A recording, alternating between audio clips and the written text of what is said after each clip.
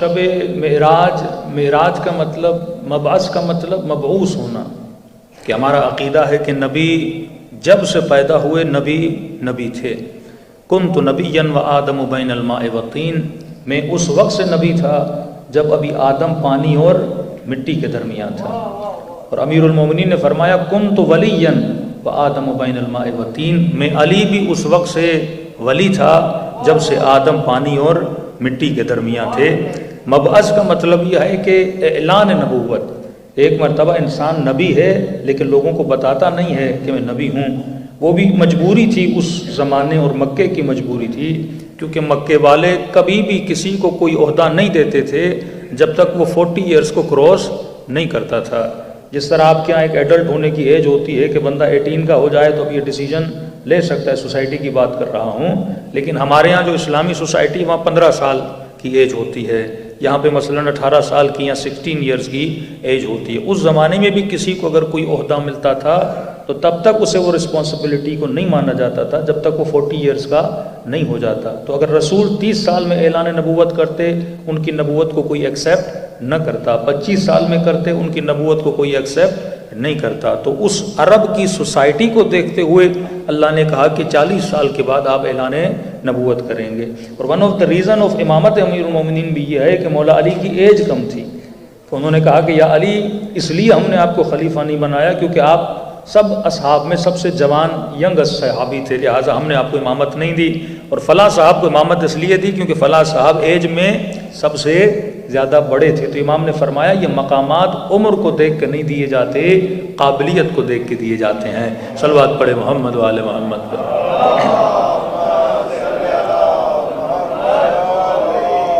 اب شب معراج جو رسول خدا کا معراج ہے، اس میں بہت زبردست دلیل ہے امامت امام زمانہ کی. یعنی جو کرامتیں خدا نبی کو دیتا ہے، کسی مقام والے شخص کو دیتا ہے، اس میں دلیلیں بھی چھپا کے رکھتا ہے. اب ہو سکتا ہے کہ حضرت حجت، کیونکہ امام زمانہ کی بھی ولادت آنے والی ہے، سب سے بڑا ایکسکیوز جو ہمارے اوپر کیا جاتا ہے وہ یہ کیا جاتا ہے کہ بھائی ہم بھی مانتے ہیں کہ حضرت مہدی آئیں گے، لیکن فرق یہ ہے آپ شیعہ بولتے ہو کہ وہ پیدا ہو چکے ہیں، ہم کہتے ہیں کہ وہ پیدا ہوں گے. تو ایک برادر اہل سنت نے ایک نوجوان لڑکے سے سوال کیا، دیکھیے جناب، آپ کا عقیدہ ہے کہ حضرت مہدی پیدا ہوں گے، پیدا ہو چکے ہیں، ہمارا عقیدہ ہے کہ پیدا ہوں گے. اب ڈفرنس صرف اتنا ہے، مانتے آپ بھی ہو حضرت مہدی کو، مانتے ہم بھی ہیں حضرت مہدی کو. ڈفرنس یہ ہے اور جھگڑا اس بات پر ہے کہ آپ کہتے ہو پیدا ہو چکے ہیں اور ہم یہ کہتے ہیں کہ پیدا ہوں گے. کا ایک ذرا مجھے لاجیکل بات ہے، مجھے آنسر دو. ایسے امام کا فائدہ کیا جو پیدا ہو چکا ہے بٹ آپ اس سے ملاقات نہیں کر سکتے، آپ اس سے مل نہیں سکتے، آپ اس سے کوئی کوشچن نہیں پوچھ سکتے. آپ بولتے ہو حضرت مہدی ایگزسٹ کرتے ہیں بٹ میں اس سے مل نہیں سکتا، حضرت مہدی موجود ہیں بٹ میں اس سے کوشچن نہیں کر سکتا. اتنے شیعوں کے اندر اختلافات ہیں، پرابلمز ہیں، میں کسی بھی پرابلم کا سلوشن حضرت مہدی سے پوچھ ہی نہیں سکتا. کہ میں تو کہتا ہوں کہ وہ پیدا ہوں گے، مطلب میں تب ملوں گا جب پیدا ہوں گے. تو ایسی پرسنالٹی کے ہونے کا فائدہ کیا جس سے انسان مل ہی نہ سکے؟ تو مسئلے کو ختم کر دو. تم بھی یہ بولو کہ جب وہ آئیں گے تو ملیں گے. اب فرق ایک ورڈ کا ہے، ہم کہتے ہیں بورن پیدا ہوگا، تم کہتے ہو ظہور ہوگا. تو تم ظہور کے بعد ملو گے، ہم پیدائش کے بعد ملیں گے. تو ایک ہی نظریے کو مان لیتے ہیں کہ بھائی ملیں گے تو دونوں بعد میں نا. تو یہ جھگڑا کیسا، یہ عقیدوں کی فائٹنگز کیسی کہ بھائی آپ ضد کرو کہ وہ پیدا ہوئے ہیں، ہم کہیں گے کہ پیدا ہوں گے. لیکن ایسے امام کا کوئی فائدہ تو ہے ہی نہیں جس سے انسان مل نہ سکے، جس سے انسان ملاقات نہ کر سکے. اب یہ بھی جوان بیچارہ پریشان ہو گیا کہ مولانا واقعی بات تو بڑی ریزنیبل ہے کہ ہم کہیں کہ وہ پیدا ہو چکے بٹ ہم ان سے مل نہیں سکتے، ہم کوئی کوشچن اور کوئی آنسر نہیں لے سکتے ان سے. ہسٹوریکل پرابلمس ہیں ان کو سالو نہیں کر سکتے، عقیدتی تھیوریکل پرابلمس ہیں وہ امام سے مل کے سالو نہیں کر سکتے. تو پھر اس عقیدے کا فائدہ کیا؟ اس کا جواب پروردگار عالم نے شب معراج کے واقعے میں دے دیا. میں نے کہا معراج کا وہ واقعہ ہے جو ہر امت کا مسلمان اسے مانتا ہے. سنی ہوگا وہ معراج کو مانتا ہے، شیعہ ہوگا جو معراج کو مانتا ہے. کوئی ایسا مسلمان نہیں جو شب معراج کے واقعے کو نہیں مانتا. اور آپ پوچھئے شب معراج کے واقعے میں ہوا کیا تھا؟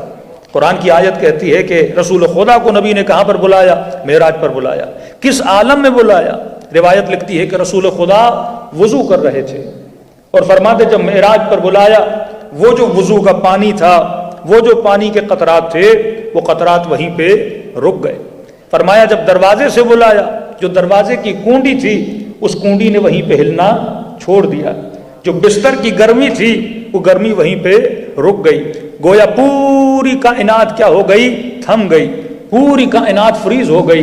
کہتے ہیں جو پرندے اڑتے تھے انہوں نے اڑنا چھوڑ دیا، جو ہوائیں چلتی تھی انہوں نے چلنا چھوڑ دیا، جو گندم زمین سے اگتی تھی اس نے اگنا چھوڑ دیا، جو بادل چل رہے تھے بادلوں نے چلنا چھوڑ دیا، پوری کائنات فریز ہو گئی۔ اور کہا جب رسول خدا معراج سے واپس آئے، اب کتنی دیر معراج پر رہے، یہ حدیث معراج جا کے پڑھیے، جنت کی سیر بھی کی ہے، جہنم میں جو عذاب ہو رہا تھا اسے بھی دیکھا ہے، ملائکوں سے ملاقات بھی کی ہے، جناب جبرائیل سے ملاقات بھی کی ہے۔ لیکن فرماتے ہیں جیسے نبی معراج سے واپس آئے، کنڈی نے پھر ہلنا شروع کر دیا، پانی نے پھر بہنا شروع کر دیا، بستر کی گرمی پھر وہیں سے شروع ہو گئی، بادلوں نے پھر چلنا شروع کر دیا، پرندوں نے پھر پرواز کرنا شروع کر دیا۔ اب اصحاب نے رسول سے پوچھا کہ یا رسول اللہ یہ عالم کیا تھا کہ جب آپ کائنات سے گئے تو پوری کائنات تھم گئی، پانی وہیں پہ رک گیا، ہوائیں وہیں پہ رک گئیں، بارش نے برسنا چھوڑ دیا، گویا پوری کائنات فریز ہو گئی تھی۔ اور یا رسول اللہ جیسے آپ کائنات میں واپس آئے، ہواؤں نے پھر چلنا شروع کر دیا، بارش نے پھر برسنا شروع کر دیا،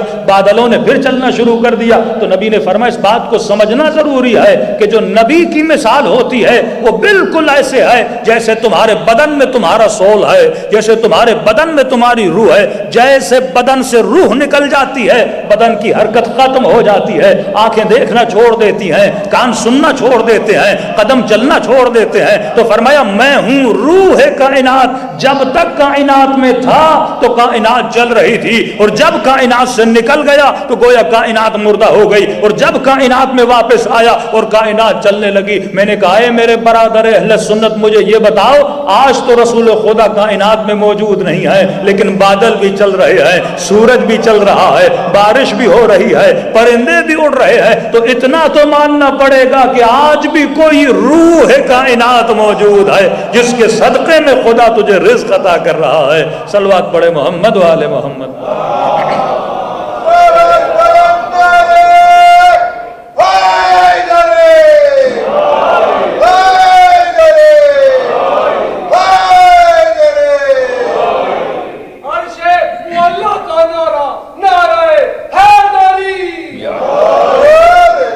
اگر پوری کائنات میں یہ بارش کے قطرات بہ رہے ہیں، یہ کس کے صدقے میں ہے؟ یہ روح کائنات کے صدقے میں۔ ہر چیز کا سول ہوتا ہے، باڈی کے اندر سول ہے، روح موجود ہے، کائنات کے اندر بھی ایک سول ہے، اور وہ سول کیا ہے؟ جس کو مختلف الفاظ میں کبھی قطب اعظم بولا جاتا ہے، کبھی امام بولا جاتا ہے، کبھی ولی بولا جاتا ہے۔ تبھی فرمایا اللہ کی زمین کبھی بھی ولی خدا سے خالی نہیں رہ سکتی۔ ایک ملی سیکنڈ کے لیے بھی اگر ولی خدا کائنات سے چلا جائے تو کائنات تباہ ہو برباد ہو جائے۔ یہ اللہ کی رحمتیں جو نازل ہوتی ہیں، وہ بارش کی صورت میں ہوں، وہ رزق کی صورت میں ہوں، وہ چاند کی گرمی کی صورت میں ہوں، وہ ستاروں کی چمک کی صورت میں ہوں، یہ سب اس لیے ہیں کیونکہ کائنات میں کوئی روح خدا موجود ہے۔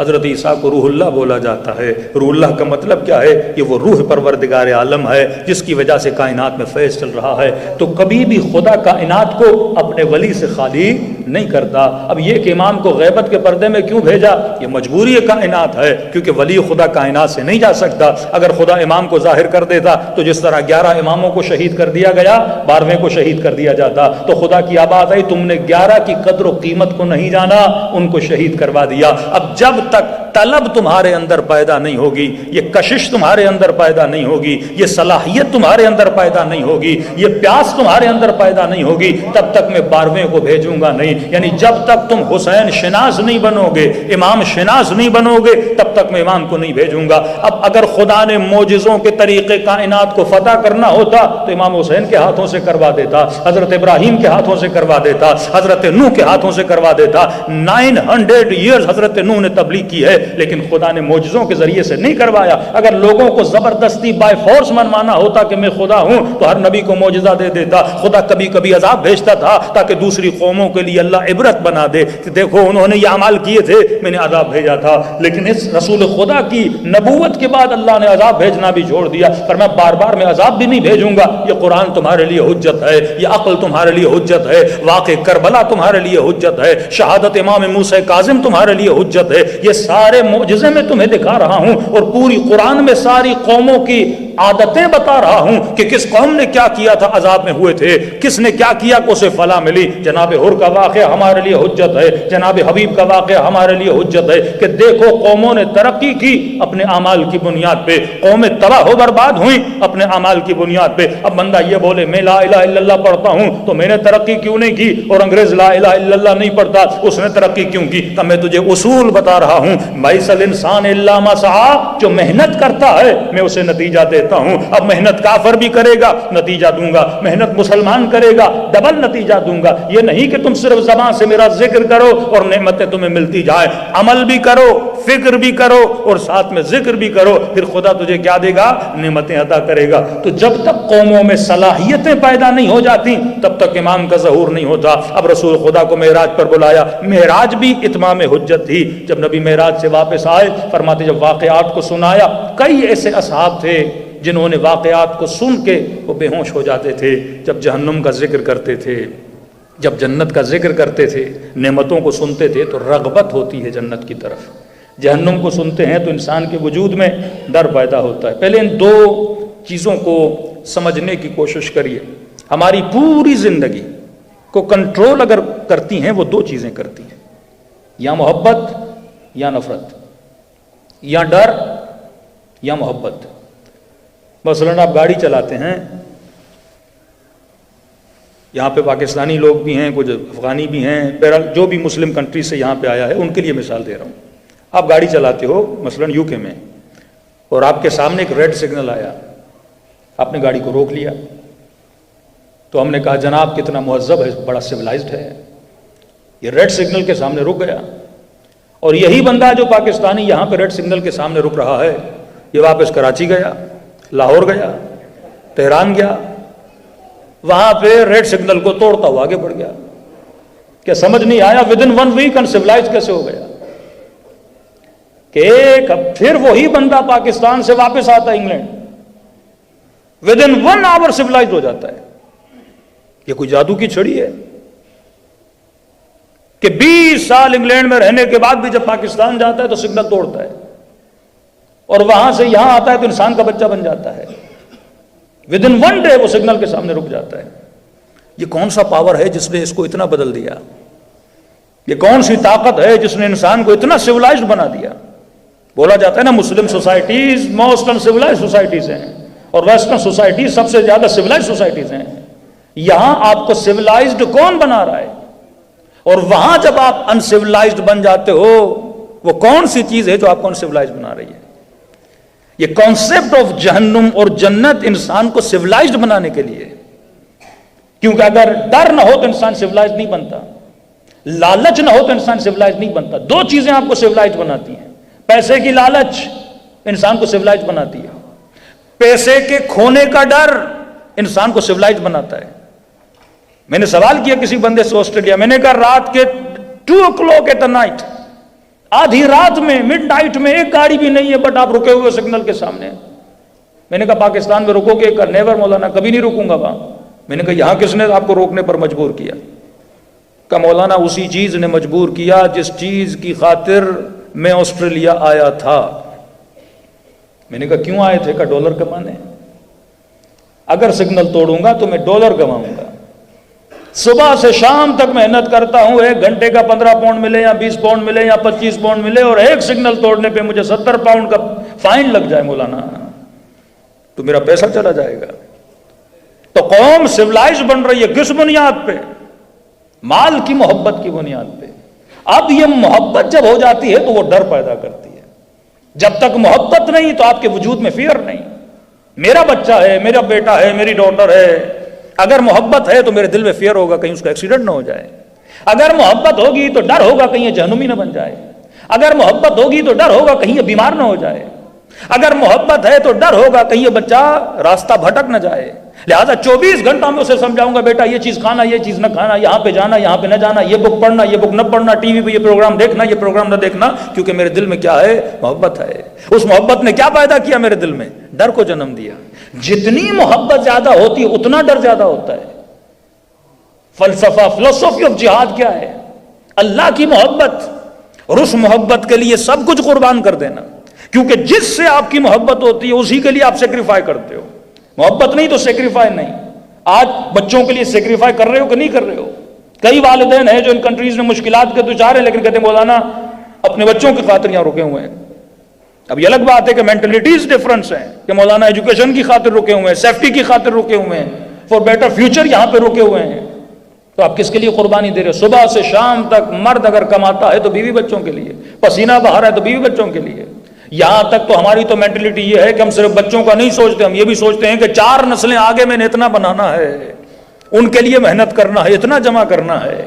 محبت سیکریفائی کرواتی ہے.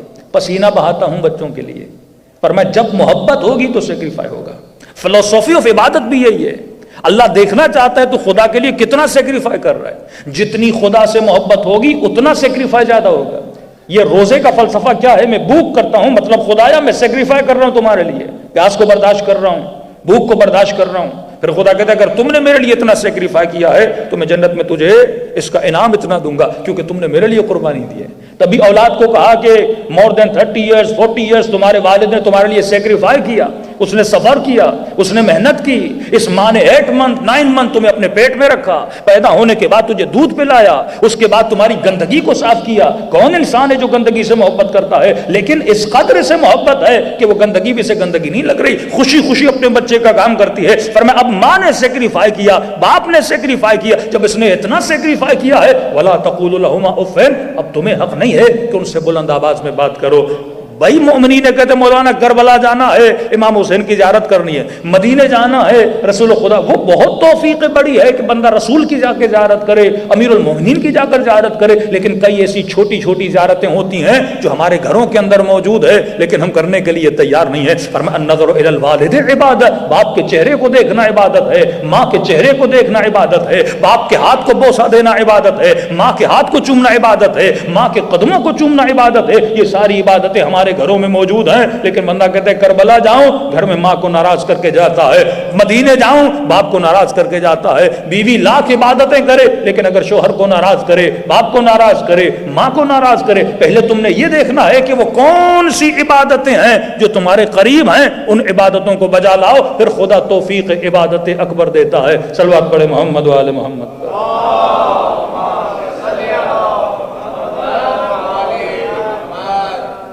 دو میم اردو کے لفظ ہیں، میم ایم سے آتا ہے. 2 میم یاد رکھیے کیونکہ ہمارے ہاں کئی ایسی روایات ہیں جن کو سمجھانے کی کوشش نہیں کی جاتی، اور روایت اگر انسان کی سمجھ میں نہ آئے تو اس کا کوئی فائدہ نہیں ہے.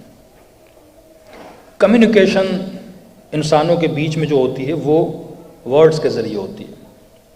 اگر یہاں پہ کسی کو اردو نہیں آتی، یہاں پہ امام زمانہ بھی آ کے بات کریں، اور اگر کسی کو عربی نہیں آتی اور امام عربی میں بات کریں تو کوئی فائدہ نہیں ہے. مولا کی اتنی بڑی نہج البلاغہ لیکن عربک میں ہے، آپ اٹھاؤ کہ ایک لفظ آپ کی سمجھ میں نہیں آئے گا. تو جو کمیونیکیشن انسان کی بٹوین ہوتی ہے وہ ورڈز کے ذریعے ہوتی ہے، اور ورڈز کی میننگ اگر آپ کو غلط سمجھ میں آ گئی تو آپ کا پورا کانسیپٹ کیا ہو جاتا ہے؟ خراب ہو جاتا ہے. ایک ہی ورڈ ہے من کنت مولا فہذا علی المولا، جس کا میں مولا اس کا علی مولا. اب لفظ مولا سے اہل سنت نے لیا فرینڈ، دوست، ہم نے لیا امام. ایک ہی لفظ کسی کو سنی بنا رہا ہے، ایک ہی لفظ کسی کو شیعہ بنا رہا ہے. تو جب تک لفظ کلیئرلی انسان کو سمجھ میں نہ آئے انسان کی زندگی آباد نہیں ہوتی.